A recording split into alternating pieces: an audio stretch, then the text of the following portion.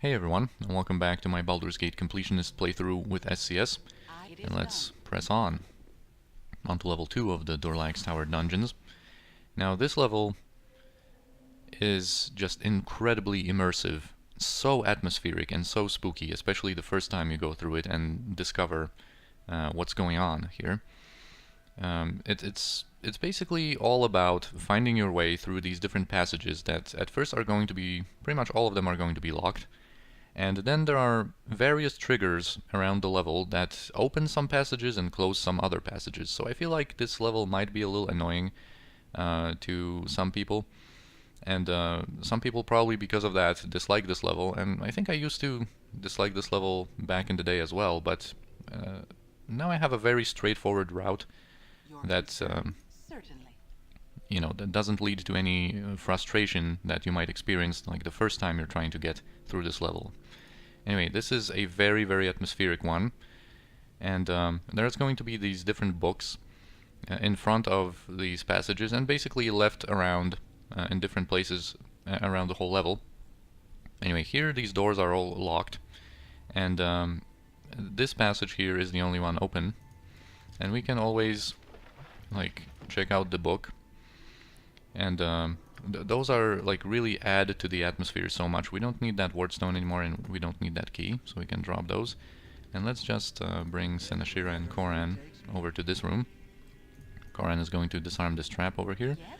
And here we have like a tapestry, I guess, from which we can... It's pretty, atmospheric. That apparently this doppelganger's eyes seem to follow us, but occasionally shifting to these two statues. And that's basically the hint that, as you can see, the cursor changes and they are usable. So since this room is the only one open, we have to figure something out to open different passages in here. And of course, the statues are going to come in handy for that purpose. There are some goodies here, and I think I'm going to do some very quick management because we have some haste scrolls in here that we can stack. We also have this protection from poison, so we did have protection from poison.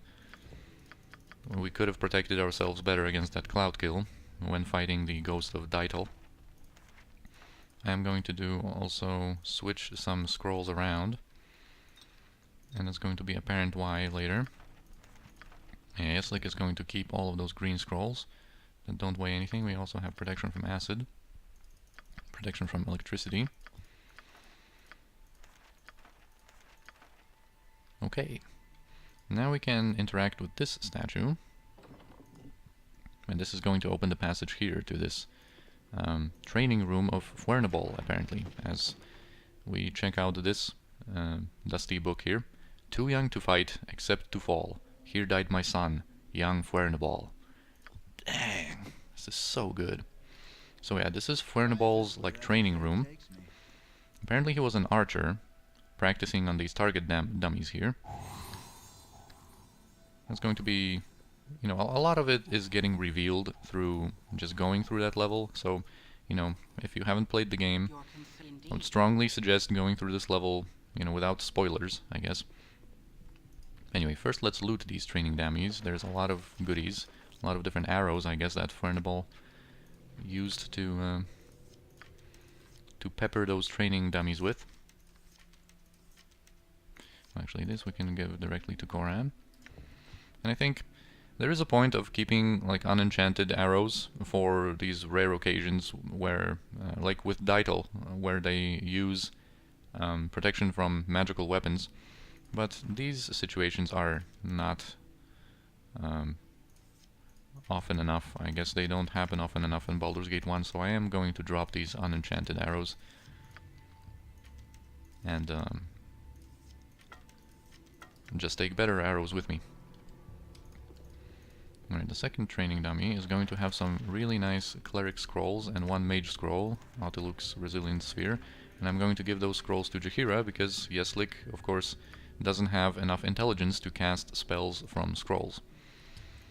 So that's the disadvantage with him. And here we have even more healing potions, which is very nice. And we just need someone to carry all of them. I guess Islan, as long as he's buffed up with some strength potion, he can carry more. Alright, so now, we have to figure out something to open some other passages. And for that purpose, I think we're also going to bring Kirinai here.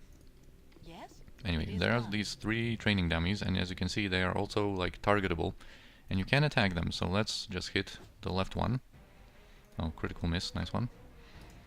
And that's a static training dummy, and you missed that one, Senashira. You're supposed to be the skillful Kensai. Anyway, this opened this passage.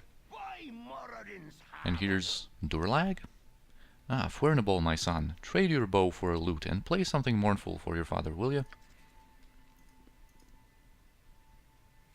You're a queer fellow. Why do you hesitate, my child? 'Tis your father's face beneath this beard.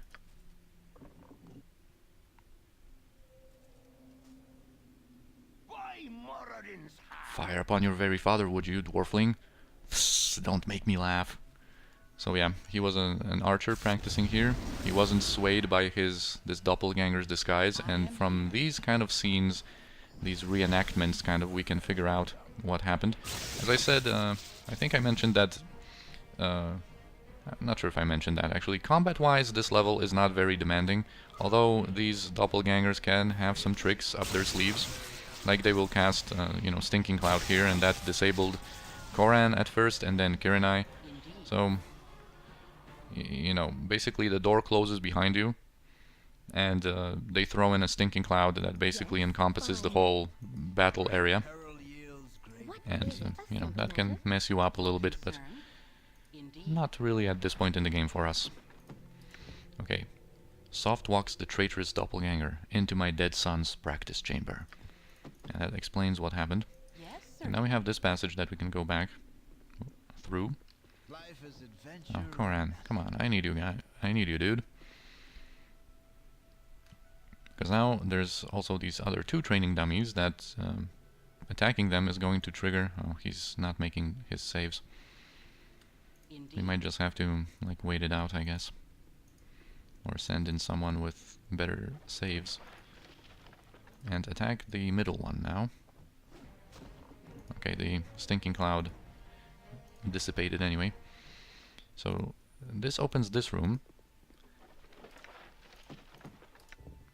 Islan, my wife, I love you still. 'Twas just your form they made me kill. Dang, those are so good.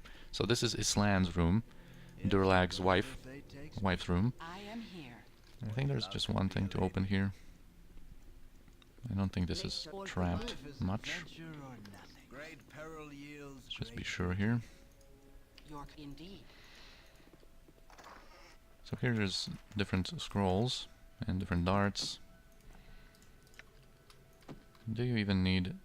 I'm not going to bother with more of these. Some domination, remove curse. Some decent goodies. 8 bullets plus 2 that Jaheira is going to keep. And then there are 3 ward stones here. I think I'm going to go with the same fighter setup here. Just have Kirinai and Koran for some ranged attacks. Here we can loot 3 ward stones, and it's basically the... not so much keeping them in your inventory that is important, but just looting them is what triggers some of these passages to open or close. So anyway, here comes Durlag again, or Durlag's form. Islan, your hair is down, my love.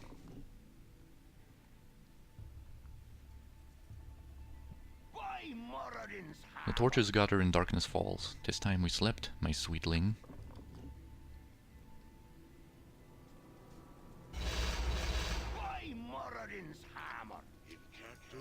And yeah, this guy casts a little fireball on himself, so we're going to avoid that and just finish him off. Put him out of his misery.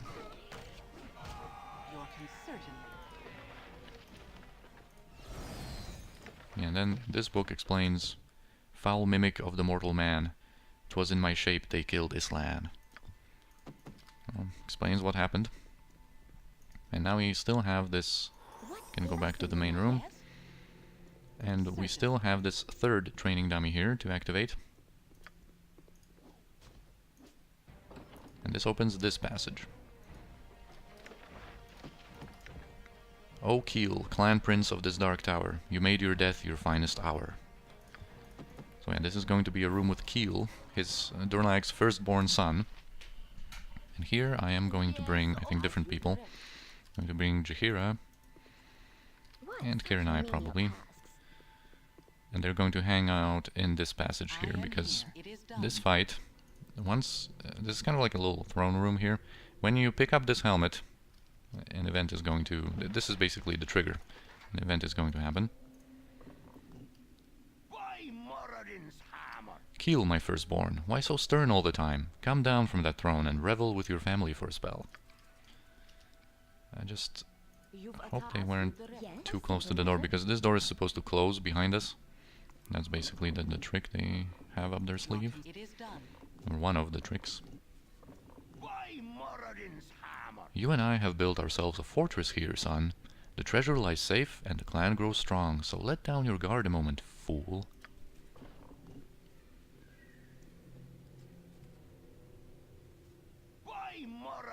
Dwarf meat, if you wish to fight, then let us fight and be done with you.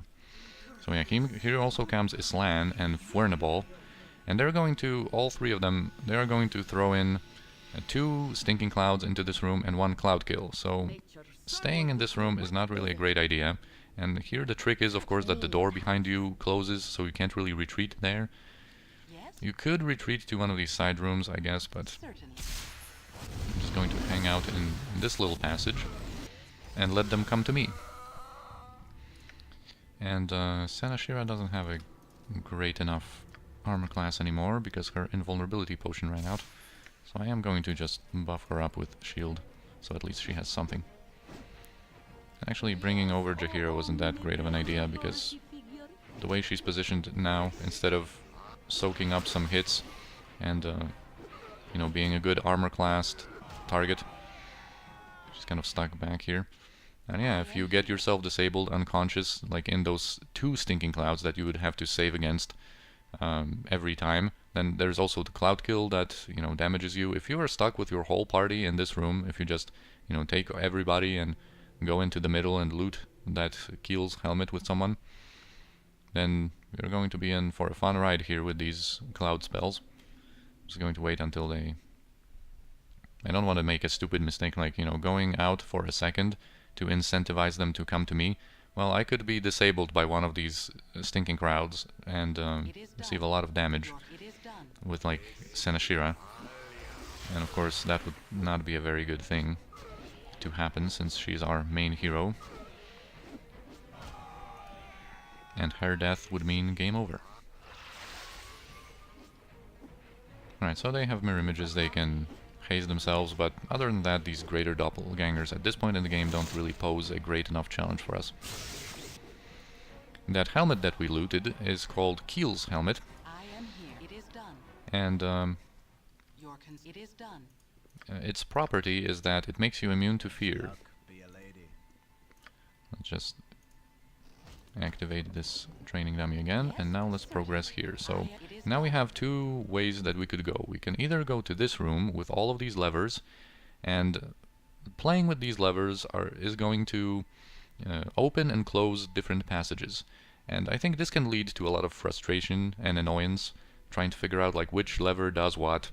It's way better, in my opinion, and I like it way more, to go here into this like torture chamber and go in a very straightforward manner, again kind of counterclockwise through this whole level. And it's going to lead to much less frustration, in my opinion, going this way. There's plenty and plenty of traps, of course. And here there's another very good item with a book saying "Taste my fear." And this is Durlag's goblet. This goblet, once identified, it heals you to full. It has, I believe, like 6 charges, but it's a full heal. It's a great item for that purpose, although it basically makes you incredibly likely to run away in fear. But there are ways around that, because you can cast Remove Fear, or you can use Kiel's helmet to completely negate the effect. Because basically for 12 hours your morale goes like super low. And here I'm just positioning my guys a little bit better, because there's another surprise waiting for us here once we progress into this room. And guys spawn, and they can switch their forms. So here we have Kiel and a greater doppelganger. Sometimes it can be Islan or Durlag, and they can have different spells at their disposal depending on which form you get here. And like I said, even during the fight they can kind of switch their forms. So I've had my guys prepared here to interrupt some spells, but it seems like, oh yeah, Kiel can cast something because he's a fighter cleric, and Islan, since she's kind of supposed to be a mage, can cast some spells. So I had Imoen prepared here because they start with no pre-buffs.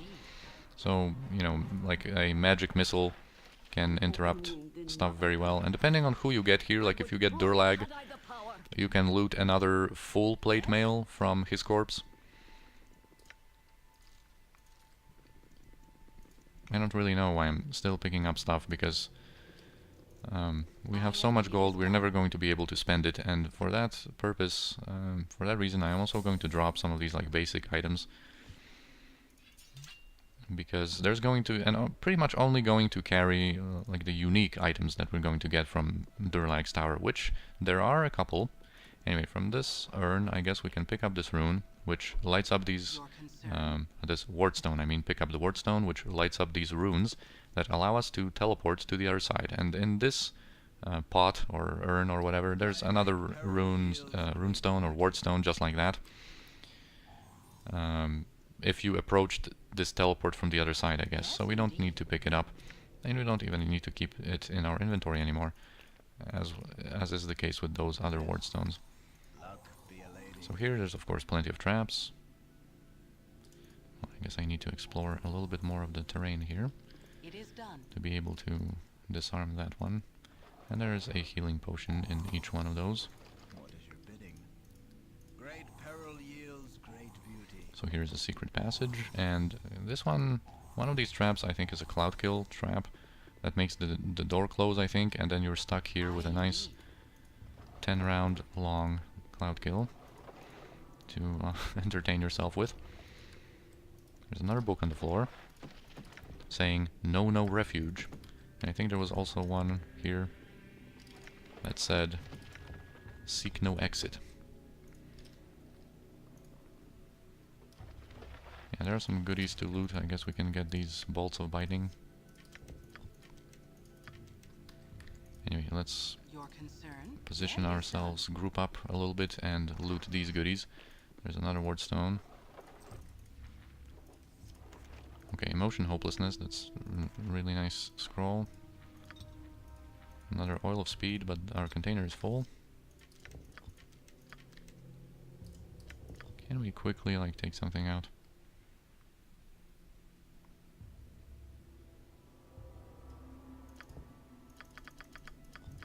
You might think having 7 potions of absorption here is a little bit too much and we're just carrying them with no reason. But there actually is a reason.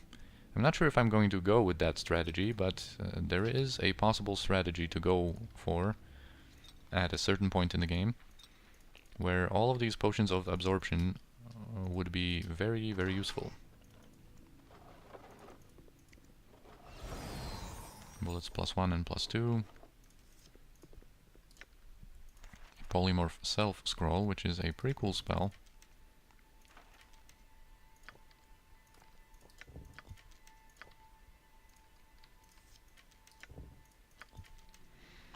Alright, let us proceed. Okay, Yeslik's strength buff wore out, and he's now encumbered. Let's just have him drink a potion, because there's going to be some encounters soon anyway.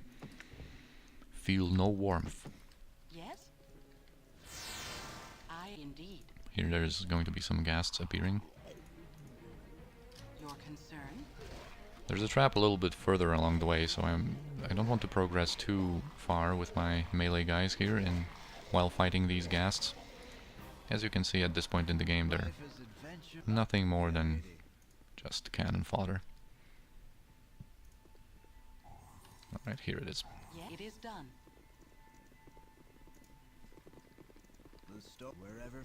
There's also kind of like a fake stairs here with a trap, of course.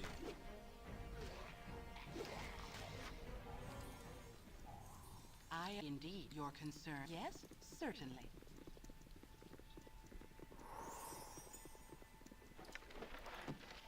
This one says, dance with the dead.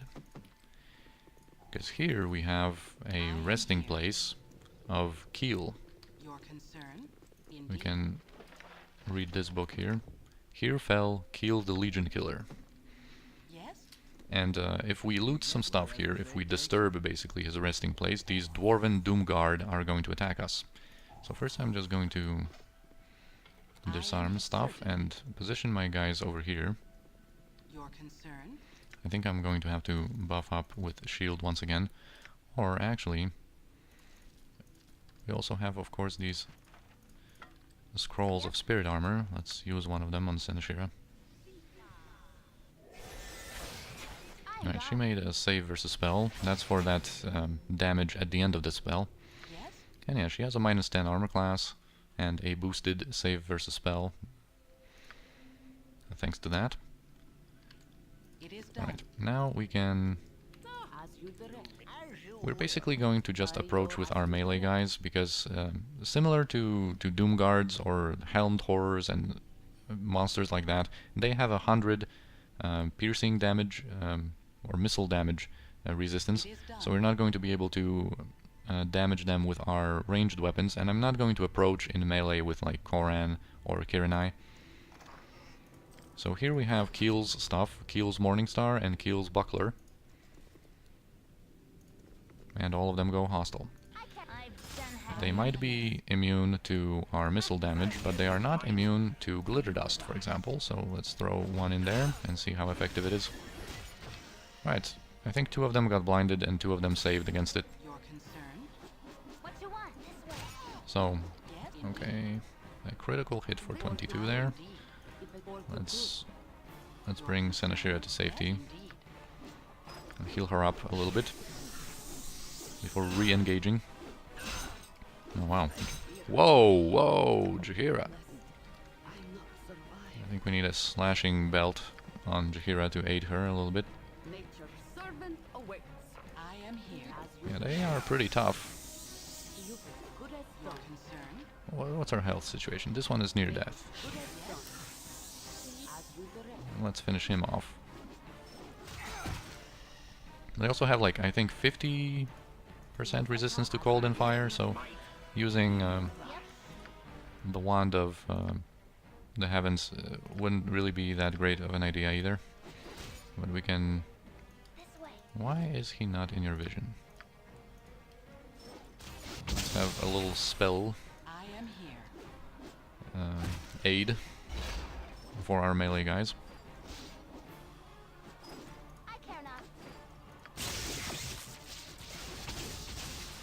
Yeah, these Doomguards have pretty good, you know, physical stats. Here are some strength potions that I am going to pick up.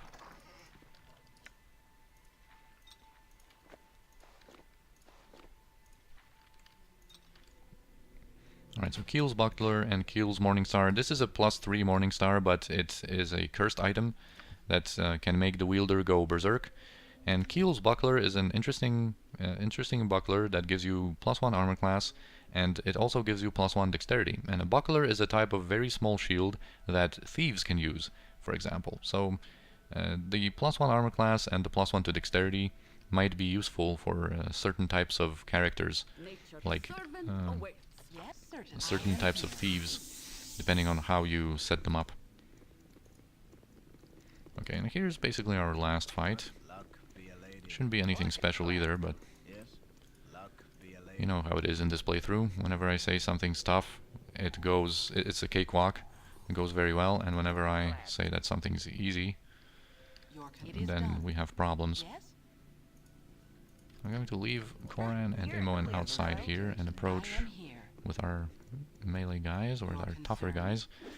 Yeah, so here's Islan, Fornable, and another Fornable. You can get kind of random forms. They can, like I said, they can kind of switch between forms during the fight. You should use this one. Oh, he's going for Koran, I guess, or for Imoen. I'm misclicking here. See, he switched form to Durlag now. My blade will cut you down to size. Yes? Oh, and this guy switched into a regular doppelganger. I Or a greater doppelganger, but I mean the doppelganger form there. Fine.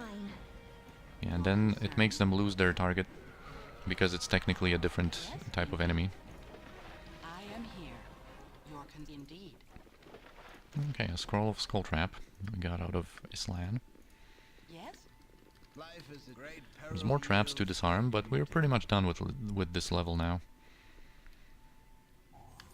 Just some exploration that's left. It is done. Looting a couple of goodies. This is an incredibly valuable scroll in Baldur's Gate 1. This is Chaotic Commands, a level 5 divine spell that both druids and clerics have. But of course, getting into level 5 spells in divine magic is Yes. impossible for anyone that's not... What is your bidding? how can her name escape me now? Yields great beauty. That druid that we met in Cloakwood and could recruit. Jesus, that's embarrassing that I forgot her name. Her name is just escaping me right now.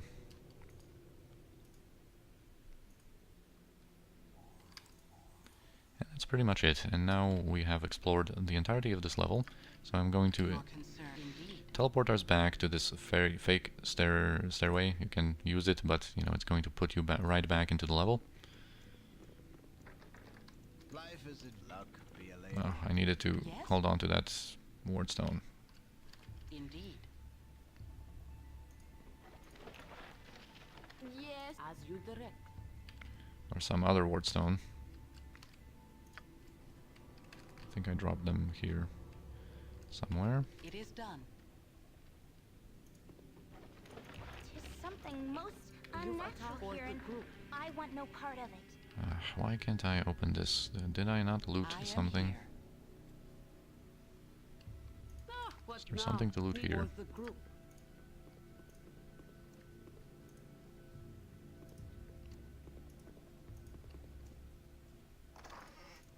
Why are you doing this to me, game?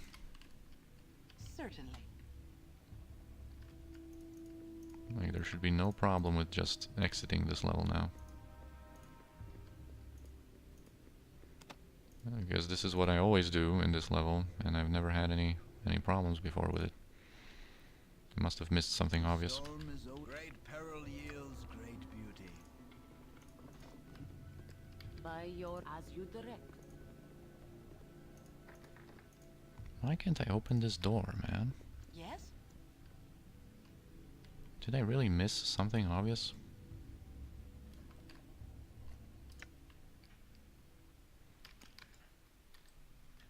I am Okay, here. let's first bunch up. Indeed. Let's rearrange our inventory so I can pick a little bit more of these wardstones. It is done. Did they not, like, loot something over here? Like, this shouldn't be needed.